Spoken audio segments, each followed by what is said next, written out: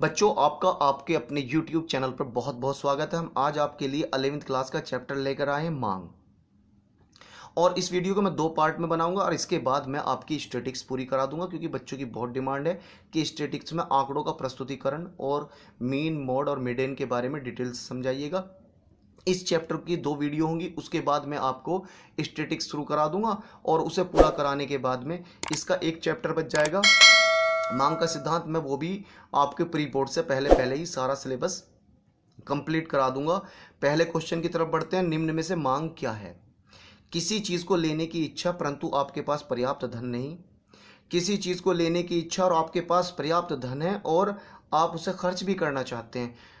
सी उपरोक्त दोनों, डी दोनों में से कोई नहीं। बच्चों, इसका सही आंसर है बी। बच्चों, इकोनॉमिक्स में मांग और इच्छा में अंतर है। इच्छा क्या है? अगर मेरे पास पैसा नहीं है और उसके बाद भी मैं सोच रहा हूं कि मेरे पास बुलेट हो, बुलेट खरीद लूं, तो ये सिर्फ इच्छा है। या मैं चाह रहा हूं कि मेरे पास जो है एक कलर टेलीविज़न हो, लेकिन मेरे पास उस कलर एलईडी के लिए या टेलीविज़न के लिए पास पर्याप्त पैसा नहीं है, तो ये केवल इच्छा है। इकोनॉमिक्स में इच्छा मांग जब बनती है जब आपके पास उसके लिए पर्याप्त पैसा हो और आप उस पैसे को खर्च भी करना चाहते हो। आपके पास पर्याप्त पैसा है और उसे खर्च नहीं करना चाहते, तब भी वो सिर्फ इच्छा है, मांग नहीं है। अगला क्वेश्चन है मांग तालिका क्या है? मांग तालिका क्या है? ए वस्तु की विभिन्न कीमतों और उन पर खरीदी गई मात्राओं के संबंध को प्रकट करती है। मांग तथा वस्तु के बीच के संबंध को रेखा चित्र द्वारा प्रदर्शित करती है। सी उपरोक्त दोनों, डी दोनों में से कोई नहीं। बच्चों, इसका सही आंसर है ए। वस्तु की विभिन्न कीमतों पर और उन पर खरीदी गई मात्राओं के संबंध को जो तालिका द्वारा प्रकट किया जाता है उसे बच्चों मांग तालिका कहते हैं, या मांग अनुसूची भी कह सकते हैं। मांग अनुसूची के प्रकार कितने हैं? तो मांग तालिका और मांग अनुसूची एक ही बात है। और इसके कितने प्रकार है? अगला क्वेश्चन है ए 1, बी 2, सी 3, डी 4। बच्चों, इसका सही आंसर है बी 2। बच्चों, मांग तालिका दो प्रकार की होती है। एक तो व्यक्तिगत मांग तालिका, दूसरी बाजार मांग तालिका। अब बच्चों, जो व्यक्तिगत मांग तालिका है, उस व्यक्तिगत मांग तालिका में किसी एक व्यक्ति की आय तथा उसके द्वारा खरीदी गई मात्राओं के बीच का संबंध दिखाया जाता है। भिन्न भिन्न कीमतों पर 1 रुपये की कीमत है तो कितना खरीदेगा, 2 की कीमत है तो कितना खरीदेगा, यानी कि वस्तु की कीमत और उसकी खरीदी गई मात्रा को अनुसूची या तालिका में दिखाया जाता है व्यक्तिगत तौर पर। और जब हम बाजार मांग तालिका की बात करते हैं, इसमें पूरे बाजार में सभी उपभोक्ता द्वारा जितनी मात्रा खरीदी गई हो अलग अलग कीमतों पर, जैसे 1 रुपये पर पूरे बाजार में 5 चीज़ें खरीदी गई, कीमत 2 बढ़ गई तो 4 चीज़ें खरीदी जाने लगी, कीमत 3 बढ़ गई तो उसकी मांग 3 होगी। तो इस तरीके से जिस सूची में पूरे बाजार की जानकारी मौजूद होती है कि किन किन कीमतों पर कितनी कितनी मांग की जा रही है, उसे बच्चों बाजार मांग तालिका या बाजार मांग अनुसूची कहते हैं। बच्चों, मांग तालिका का रेखा चित्रीय प्रस्तुतिकरण क्या कहलाता है? ए मांग अनुसूची, बी मांग वक्र, सी उपरोक्त दोनों, डी दोनों में से कोई नहीं। बच्चों, इसका सही आंसर है बी मांग वक्र। बच्चों, मांग तालिका को रेखा चित्र द्वारा दर्शाना मांग वक्र कहलाता है। और बच्चों, मांग वक्र भी दो प्रकार के होते हैं, एक तो व्यक्तिगत मांग वक्र और एक बाजार मांग वक्र। व्यक्तिगत मांग वक्र में किसी एक व्यक्ति द्वारा भिन्न भिन्न कीमतों पर खरीदी गई वस्तुओं को रेखा चित्र द्वारा दिखाया जाता है। और बाजार मांग वक्र में सभी उपभोक्ता द्वारा वस्तु की अलग अलग कीमतों पर कितनी कितनी मात्रा खरीदी गई है, इसे रेखा चित्र द्वारा दर्शाया जाता है। तो ये बच्चों व्यक्तिगत और बाजार मांग वक्र है। बच्चों, जैसा मैं आपसे बता रहा हूँ कि वस्तु की कीमत बढ़ने पर, सामान्यतः वस्तु की कीमत बढ़ने पर यह प्रवृत्ति पाई जाती है कि लोग उसकी कम मात्रा खरीदते हैं, और जब बच्चों उसकी कीमत घटती है तो उसकी अधिक मात्रा खरीदते हैं। अगला क्वेश्चन है मांग को निर्धारित करने वाले तत्व कौन कौन से हैं? बच्चों, ऐसे कौन से कारण हैं जिनसे मांग निर्धारित होती है, मांग पैदा होती है? वस्तु को प्राप्त करने की इच्छा, बी उस इच्छा को पूरा करने के लिए धन, सी धन खर्च करने के लिए तत्परता, डी उपरोक्त तीनों। सही आंसर है बच्चों डी, उपरोक्त तीनों। बच्चों मांग जो निर्धारित होती है वो ये तीन ही तत्वों से होकर करती है कि किसी वस्तु को खरीदने की हमारी कितनी इच्छा है। अगर बच्चों किसी वस्तु को खरीदने की इच्छा नहीं होगी तो हम वो क्यों खरीदेंगे। फिर उस इच्छा को पूरा करने के लिए हमारे पास धन भी होना चाहिए। तीसरा, उसे धन खर्च करने के लिए हम तत्पर हों कि भाई इस वस्तु को खरीदने के लिए मैं 500 रुपये खर्च कर दूंगा, या इस वस्तु को खरीदने के लिए मैं 20 रुपये खर्च कर दूंगा। क्वेश्चन नंबर 6, मांग फलन या कारक कितने प्रकार के हैं। ए व्यक्तिगत मांग फलन, बी बाजार मांग फलन, सी उपरोक्त दोनों, डी दोनों में से कोई नहीं। बच्चों सही आंसर है सी, उपरोक्त दोनों। बच्चों मांग फलन या कारक, मांग को निर्धारित करने वाले कारक दो प्रकार के होते हैं। एक तो व्यक्तिगत मांग फलन होता है, एक बाजार मांग फलन होता है। अब बच्चों अगला क्वेश्चन है, व्यक्तिगत मांग फलन को प्रभावित करने वाले कारक कौन कौन से हैं। ए वस्तु की कीमत, बी अन्य वस्तु की कीमत, सी उपभोक्ता की आय, डी उपरोक्त तीनों। बच्चों सही आंसर है बच्चों इसका डी, उपरोक्त तीनों। बच्चों मैं बता दूं, मांग को जो प्रभावित करते हैं, व्यक्तिगत मांग को जो प्रभावित करते हैं या बाजार मांग को जो प्रभावित करते हैं, वस्तु की कीमत। अगर वस्तु की कीमत कम है तो मांग ज़्यादा है, वस्तु की कीमत अधिक है तो उसकी मांग कम है। इसके अलावा अन्य वस्तुएं। बच्चों अन्य वस्तुओं में दो प्रकार की वस्तुएं शामिल की जाती हैं, प्रतिस्थापन वस्तुएं और पूरक वस्तुएं। अब बच्चों प्रतिस्थापन वस्तुएं कौन सी वस्तुएं हैं। वे वस्तुएं जिनमें एक की जगह दूसरी वस्तु को इस्तेमाल कर लिया जाता है, प्रतिस्थापन वस्तुएं कहलाती हैं। जैसे चाय की जगह कॉफ़ी का इस्तेमाल कर लिया जाए, तब क्या होगा, अगर चाय की कीमत बढ़ जाती है तो लोग कॉफ़ी खरीदना शुरू कर देंगे, तो चाय की कीमत जो है, चाय की जो डिमांड है वो कम हो जाएगी। या कॉफ़ी की कीमत बढ़ जाए तो लोग जो है चाय की तरफ से, कॉफ़ी की तरफ से चाय की तरफ प्रतिस्थापित हो जाएंगे। तो ये प्रतिस्थापन वस्तुएं। उसके अलावा बच्चों पूरक वस्तुएं। पूरक वस्तुएं वे वस्तुएं हैं जो दो वस्तुएं एक साथ मिलकर कार्य को संपन्न करें। जैसे इंक और पेन। इंक और पेन, पेन बगैर इंक के नहीं चलेगा। उसके अलावा कार और पेट्रोल या बाइक और पेट्रोल, ये दोनों के दोनों एक दूसरे की पूरक वस्तुएं हैं। अगर बाइक की कीमत कम हो जाए तो पेट्रोल की डिमांड ऑटोमेटिकली बढ़ जाएगी, या पेट्रोल की कीमत बढ़ जाए तो बाइक की कीमत ऑटोमेटिकली डाउन हो जाएगी। ऐसी वस्तुएं पूरक वस्तुएं कहलाती हैं। इसके अलावा उपभोक्ता की आय। अगर किसी वस्तु की, किसी उपभोक्ता की, उपभोक्ता कहते हैं वस्तु को खरीदने वाले की, अगर आय बढ़ जाए तो वो क्या काम करेगा, वर्तमान कीमतों पर ही ज़्यादा चीज़ें खरीदने लगेगा, क्योंकि उसे जो है उसके पास पैसा आ जाएगा और वो वस्तु खरीदने के लिए तैयार रहेगा। इसके अलावा रुचि तथा प्राथमिकताएं। बच्चों अगर किसी वजह से रुचि पैदा हो जाए या फैशन आ जाए, तब भी व्यक्ति जो है अधिक मांग, दूसरी चीज़ की मांग करने लगेगा। जैसे कि अब बच्चों उसमें वो पैंट कोट पहनकर आए, कौन, शाहरुख खान या रजनीकांत या और कोई अक्षय कुमार, या कोई गमछा डाल के आ जाए, गर्मी कितनी हो रही है, उसके फैन जो हैं उसको खरीदेंगे। उसके अलावा प्राथमिकताएं। प्राथमिकताएं, अगर सर्दी का मौसम आ जाए तो ना चाह के भी हमें सर्दी से बचने वाली चीज़ें खरीदनी पड़ेंगी।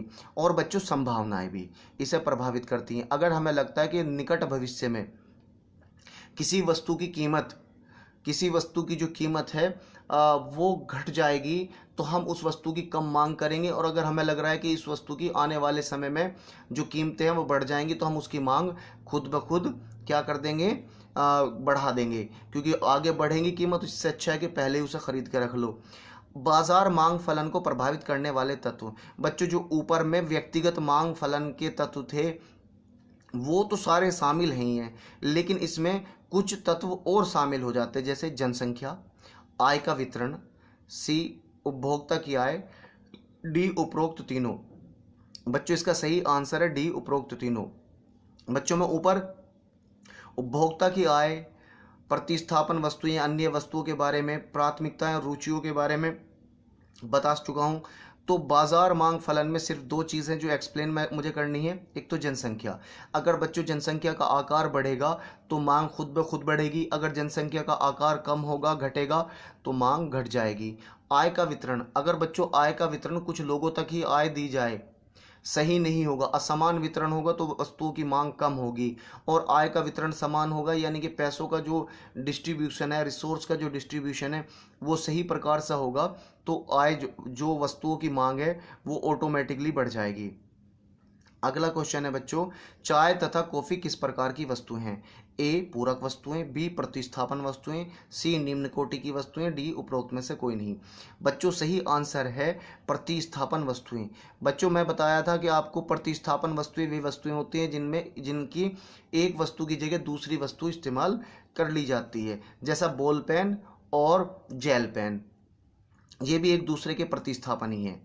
और चाय की कीमत बढ़ने पर कॉफ़ी की तरफ चले जाता है ग्राहक, और कॉफ़ी की कीमत बढ़ने पर चाय की तरफ आ सकता है। ऐसी वस्तुएं प्रतिस्थापन वस्तुएं हैं। अगला क्वेश्चन है बच्चों, पेन तथा इंक किस प्रकार की वस्तुएं हैं? ए पूरक वस्तुएं, बी प्रतिस्थापन वस्तुएं, सी प्रतिष्ठा सूचक वस्तुएं, डी उपरोक्त में से कोई नहीं।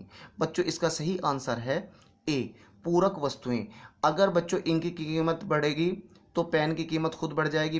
और जो पेन की कीमत, क्योंकि ये वस्तुएं एक दूसरे के बगैर बेकार है। अगर पेन में इंक ही नहीं है तो पेन चलेगा कैसे? जैसा मैंने आपको एक उदाहरण दिया था कार और डीजल का। अगला क्वेश्चन है, मांग के नियम कब लागू होता है? जब अन्य बातें कैसी हों? उपभोक्ता की आय में कोई परिवर्तन नहीं होना चाहिए, उपभोक्ता की रुचि और पसंदगी में कोई परिवर्तन नहीं होना चाहिए, सी संबंधित वस्तु की कीमत में कोई परिवर्तन नहीं होना चाहिए, डी उपरोक्त तीनों।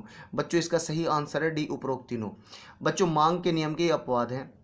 जब भी मांग का नियम लागू हो सकता है अगर उपभोक्ता की आय में कोई परिवर्तन नहीं होना चाहिए, जितनी वर्तमान में आय उतनी ही आय हो, तब मांग का नियम लगेगा। दूसरा है, उसकी रुचि और पसंदगी नहीं बदलनी चाहिए। अगर उसकी रुचि बदल जाती है तो वर्तमान कीमत पर भी वो उस वस्तु को नहीं खरीदेगा।